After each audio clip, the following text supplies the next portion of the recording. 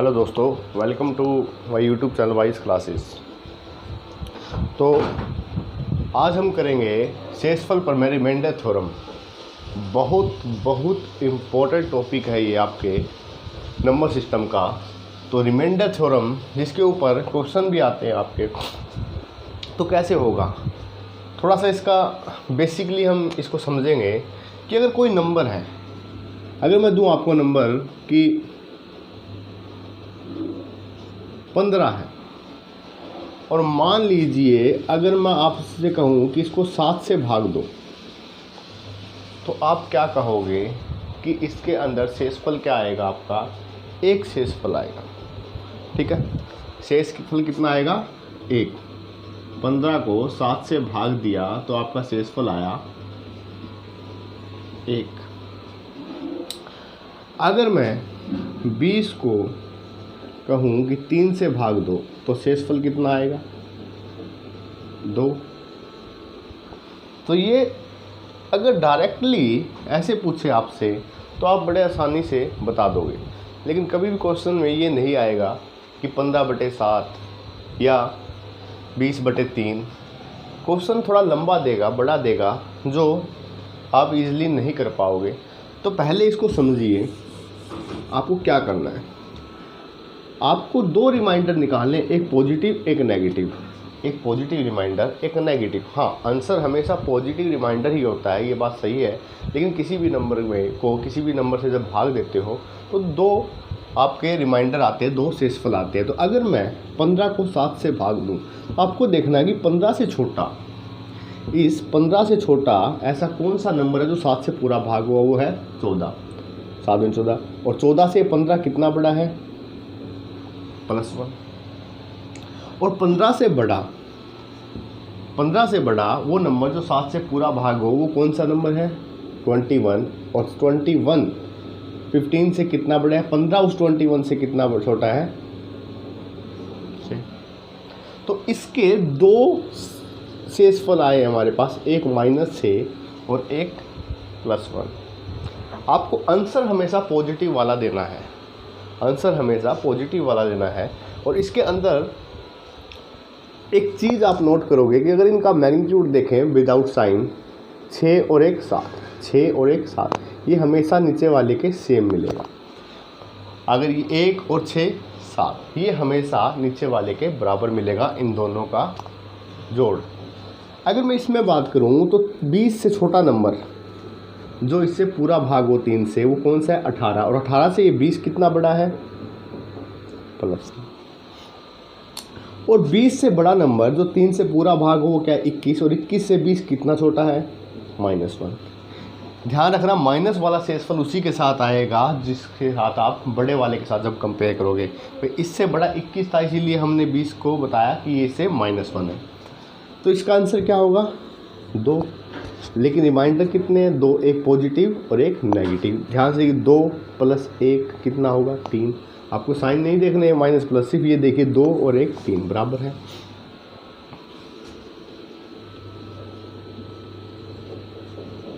पाँच 17/5।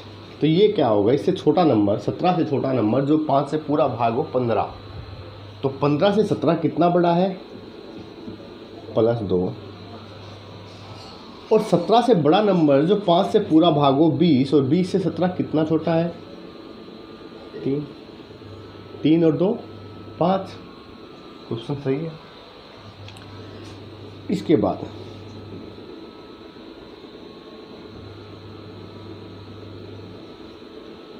छियालीस से छोटा नंबर जो 5 से पूरा भाग हो क्या है? 45। और 45 46 कितना बड़ा है? 1। इससे बड़ा नंबर जो 5 से पूरा भाग हो क्या है? 50। और 50 से कितना छोटा है? 4। तो 4 और 1 5। आप यहाँ पे देखिए 1 और 6 7, 2 और 1 3, नीचे 3 है, 3 और 2 5, 1 और 4। अब अगर मुझे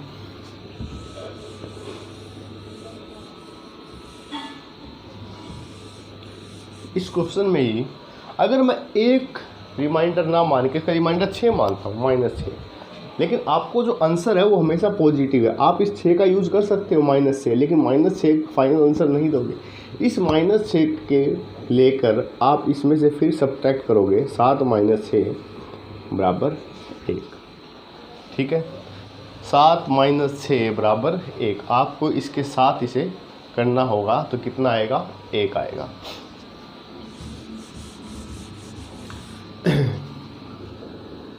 47 गुणा में 51 बटे में 5। तो इसके साथ कीजिए पहले 47 से छोटा नंबर जो 5 से पूरा भाग हो 45, तो कितना छोटा है, बड़ा है, इससे 2 बड़ा है। 47 से बड़ा नंबर जो 5 से भाग हो 50, और 50 इससे कितना 50 इससे कितना बड़ा है, 47 50 से कितना छोटा है, तो कितना आएगा, 3 और 2 5। ठीक है, 51 से छोटा नंबर जो इससे पूरा भाग हो 50, तो ये 51 उससे कितना बड़ा है, 1।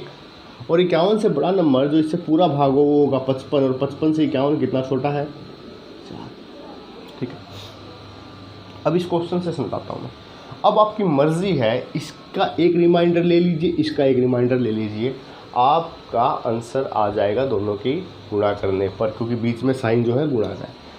मैं लेता हूँ पहले इसका 2 ले लेता हूँ और इसका 1। 2 गुणा में 1 बराबर 3। 2 गुणा में 1 बराबर 3, तो इसका शेषफल आया 3। अगर मान लीजिए मैं ले लेता 3 और 1, माइनस का 3 ले लेता और ये 1 ले लेता, तो कितना आता, माइनस का ये 2 है, माइनस का 3। और माइनस का 3 मैंने बताया कि फाइनल आंसर कभी भी माइनस का शेषफल नहीं होगा। तो इस माइनस के 3 को पॉजिटिव बनाने के लिए आपको इसमें से फिर माइनस करना पड़ेगा। तो 5 - 3 आपका फाइनल आंसर है 2। अगर मैं 3 गुणा में -4 लेता, माइनस के 3 गुणा में -4 ले लेता, तो मेरा आंसर आता माइनस के 12। और माइनस का 12 आने पर मुझे क्या करना पड़ता, फर्दर डिवाइड करना पड़ता। अगर मैं दोबारा से भाग देता तो यहाँ से मेरा रिमाइंडर आता -2, और -4 थी ये 12, ये प्लस का ही है, तो ये प्लस का 2, तो आपका रिमाइंडर फिर से 2 आंसर। अगर मैं ले लेता 2 और -4, अगर मैं लेता 2, इसका ले लेता 2 और इसका ले लेता -4, तो हमारा आता माइनस का 8।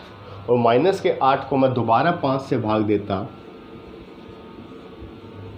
कितना आता, माइनस के 3। और माइनस का 3 कभी भी फाइनल आंसर नहीं होता, फिर से मैं इसको कितना आता, 2। तो मेरे कहने का मतलब आपको सिर्फ एक बात ध्यान रखनी है कि आप माइनस का रिमाइंडर का यूज़ कर सकते हो, लेकिन फाइनल आंसर माइनस का रिमाइंडर नहीं देना। उसके लिए आपको उसको पॉजिटिव बनाना पड़ेगा। पॉजिटिव बनाने के लिए जो आपने माइनस का रिमाइंडर लिया है उसको दोबारा से इससे माइनस कीजिए, और जो आएगा पॉजिटिव आंसर वही आपका आंसर होगा।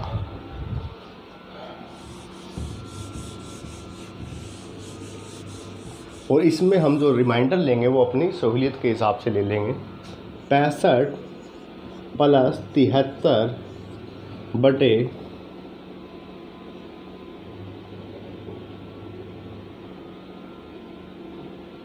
4 ले लीजिए। तो क्या होगा, इसको 2 रिमाइंडर आएंगे इनके। 65 से छोटा नंबर जो 4 से पूरा भाग वो क्या है, 64। 64 और 64 से 65 कितना बड़ा है, 1। ठीक है, और 65 से बड़ा नंबर जो 4 से पूरा डिवाइड हो जाए, 4 से पूरा भाग जाए, वो क्या है, वो है 68। तो 68 से ये कितना छोटा है, आपको आइडिया यहीं से लग जाएगा कि 3 और 1 4। 73 से छोटा नंबर जो 4 से पूरा भाग हो 72, और 72 से 73 कितना बड़ा है, 1। और 73 से बड़ा नंबर जो 4 से पूरा भाग हो क्या है, 76, वो कितना आएगा, -3। तो वो आपकी मर्ज़ी है, कोई भी दो रिमाइंडर ले लीजिए, 1 + 1। आप ध्यान रखना जो साइन बीच में होगा वही इनके बीच में होगा, तो आपका आएगा आंसर 2। 3 लेता हूँ तो बीच में साइन प्लस का, तो ये हो जाएगा आपका -6 और -6 दोनों ऐड किए, -6 को फिर से 4 से भाग दूंगा तो आपका रिमाइंडर आएगा -2। लेकिन ये आंसर नहीं है, इसको फिर से माइनस करो तो आंसर आएगा आपका +2। तो आप अपने हिसाब से कैसे भी से कर सकते हो। अगला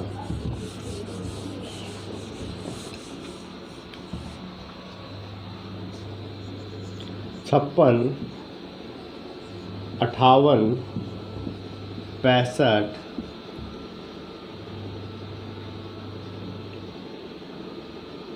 71, इसको मुझे भाग देना है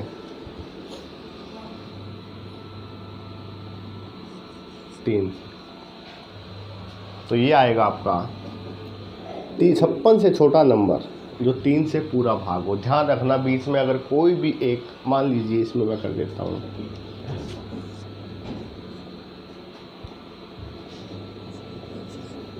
54। अब मुझे देखना है कि 54 से छोटा नंबर जो इससे भाग होगा। पहले आप 54 को तो चेक कीजिए, कहीं 54 तो पूरा नहीं जा रहा है, 3 से भाग हो रहा है। 54 पूरा भाग हो रहा है तो इसका शेषफल कितना आएगा? 0। और इन सभी के बीच में मल्टीप्लाई का साइन है। मान लीजिए इसका कुछ रिमाइंडर आए, इसका कुछ रिमाइंडर आए और इसका कुछ और इसका कुछ, तो उसको 0 से जब आप गुणा करोगे तो आपका आंसर 0। तो आगे करने की ज़रूरत नहीं है, यहीं से आपको पता चल रहा है कि आपका आंसर क्या है, 0। तो पहले आपको ये भी चेक करना होगा कि किसी नंबर में कोई ऐसा नंबर तो नहीं जिसका रिमाइंडर 0 आ रहा है इससे भाग देने के बाद। ठीक है, नेक्स्ट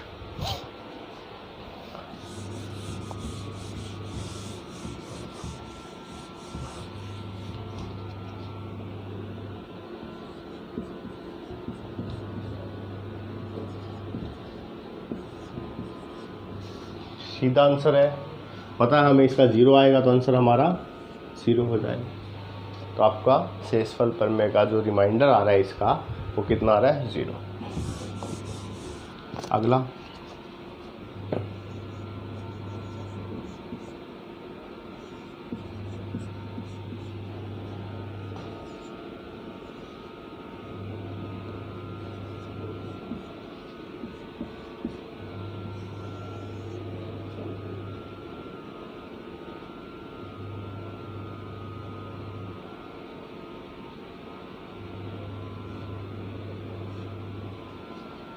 11 से,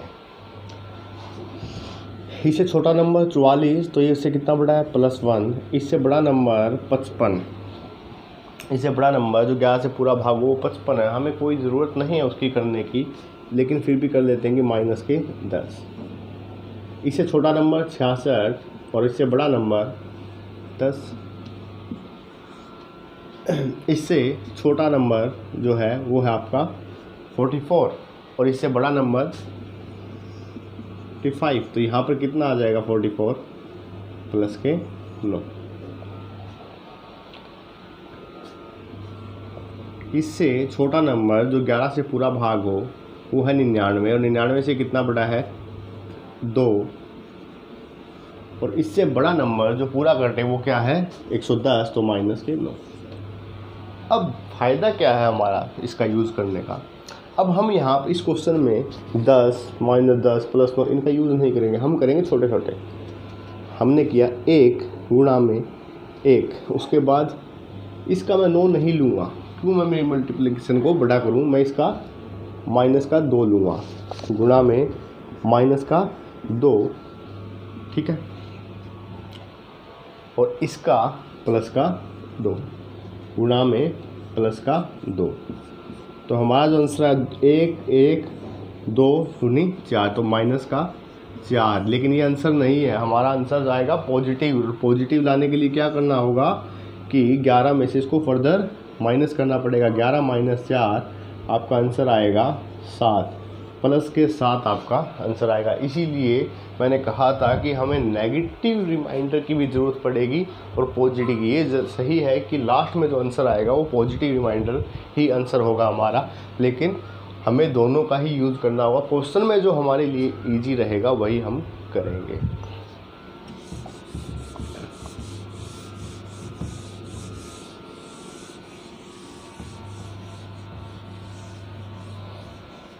अगर यही क्वेश्चन ऐसे होता आपके पास 67 प्लस 54 प्लस 47 प्लस